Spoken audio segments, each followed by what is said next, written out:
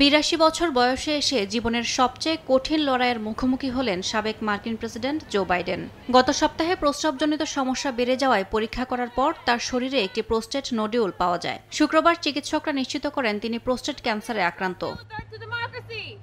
জো বাইডেনের ক্যান্সারের ধরন গ্লিসন স্কোর 9, অর্থাৎ এটি উচ্চমাত্রার ও আক্রমণাত্মক।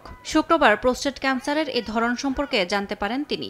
নর্থ ওয়েস্টার্ন হেলথ নেটওয়ার্কের ক্যান্সার প্রোগ্রামের medical director doctor Chris George জানিয়েছেন, চিকিৎসার মাধ্যমে এই ক্যান্সার কয়েক বছর নিয়ন্ত্রণ করা যেতে পারে। তবে থেরাপির ফলে বাইডেনের শরীরে কিছু পার্শ্ব প্রতিক্রিয়া দেখা দিতে পারে।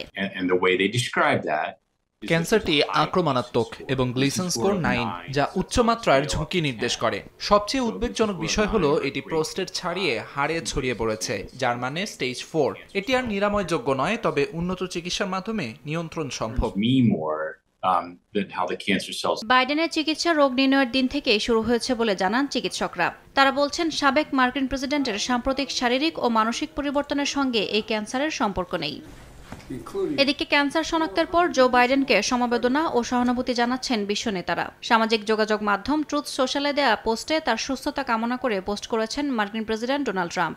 এক্সে দেয়া পোস্টে সাবেক ভাইস প্রেসিডেন্ট কমলা হ্যারিস জানান, দৃঢ়তা সহনশীলতার সঙ্গে ক্যান্সার মোকাবেলা করবেন জো বাইডেন, এমনটাই আশা তার। এছাড়া বারাক ওবামা, সাবেক ব্রিটিশ প্রধানমন্ত্রী ঋষি সুনাক সহ অনেক নেতাই সহমর্মিতা জানিয়েছেন বাইডেন ও তার পরিবারের প্রতি।